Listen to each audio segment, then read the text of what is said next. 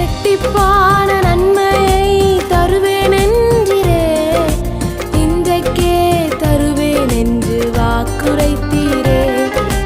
இழந்ததை திரும்ப தருவேன் என்று சொன்னீரே, இரட்டிப்பான பங்கையும் தந்திடுவாரே.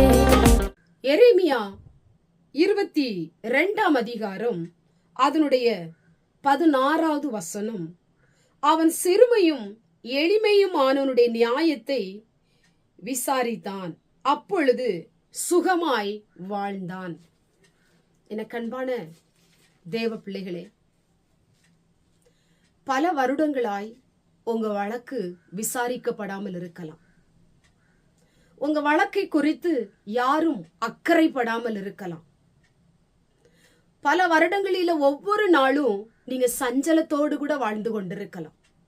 இந்த வழக்கு என்ன ஆகுமோ, இது எப்படி முடியுமோ, இது எனக்கு சமாதானத்தை கொடுக்குமா, என்ன நடக்க போகுதுன்னே எனக்கு தெரியலையே அப்படின்னு ஒரு மன சஞ்சலம், ஒரு வருத்தம் உங்களை அழுத்தி கொண்டிருக்கலாம். இன்றைக்கு ஆண்டவர் உங்களை பார்த்து சொல்லுகிற ஒரு வார்த்தை, நீங்கள் சுகமாய் வாழ்ந்திருக்கும்படி உங்களுடைய வழக்குகளை ஆண்டவர் விசாரிக்க போகிறார். சில பேருக்கு பல நாட்கள் போடப்பட்ட வழக்கா இருக்கலாம், பல மாதம் போடப்பட்ட வழக்கா இருக்கலாம், பல வருடங்கள் போடப்பட்ட வழக்கா இருக்கலாம். இந்த வழக்கின் நிமித்தம் நீங்கள் அலைந்த நாட்கள், இந்த வழக்கின் நிமித்தம் நீங்கள் தூங்காத எத்தனை இரவுகள் உண்டு. இந்த வழக்கின் நிமித்தம் ஒரு நிம்மதி பார்க்க முடியாத நாட்கள் உண்டு.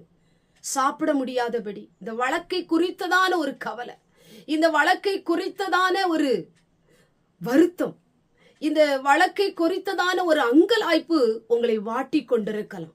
இன்றைக்கு ஆண்டவர் சிறுமையும் எளிமையுமான உங்க வழக்கை கர்த்தர் விசாரிக்க போகிறார். கண்பான தேவ பிள்ளையே, உங்களை பார்த்துத்தான் ஆண்டவர் சொல்லுகிறார், உன் வழக்கை நான் விசாரிக்க போகிறேன், உன்னை சுகமாய் வாழ்ந்திருக்கும்படி செய்ய போகிறேன். இந்த வழக்கின் நிமித்தம் நீ அலைந்து திரிந்த நாட்களுக்கு ஒரு முடிவு கர்த்தர் கட்டளையிட போகிறார். இந்த வழக்கின் நிமித்தம் எத்தனையோ பணங்கள் செலவழித்தும் உங்க வாழ்க்கையில சரியான நியாயம் கிடையாமல் இருக்கலாம். இன்னைக்கு கர்த்தரே உங்களுக்காக வாதாட போகிறார். இந்த வழக்கு இந்த வருஷத்துல முடிய போகுது. கர்த்தர் உங்களுக்கு கிருபை செய்ய போகிறார். அது எப்பேற்பட்ட வழக்கா இருந்தாலும் ஆண்டவர் உங்களுக்கு ஒரு ஜெயத்தை ஆண்டவர் தரப்போகிறார். உங்களை விசாரிக்கிற தெய்வம் ஒருவர் இருக்கிறார். என் வழக்கை குறித்து விசாரிப்பதற்கு யாருமே இல்லை, நான் என்ன செய்வேன் என்று அழுது கொண்டிருக்கிறாயா அறைக்குள்ளே, உன்னுடைய வழக்கிலிருந்து ஒரு விடுதலையை தரப்போகிறார். வழக்கிலிருந்து உங்களை விடுவிக்க போகிறார். நீங்கள் சுகமாய் வாழ்ந்திருக்கும்படி கிருபை செய்ய போகிறார். கண்களை மூடி ஜெபம் பண்ணுவோம்.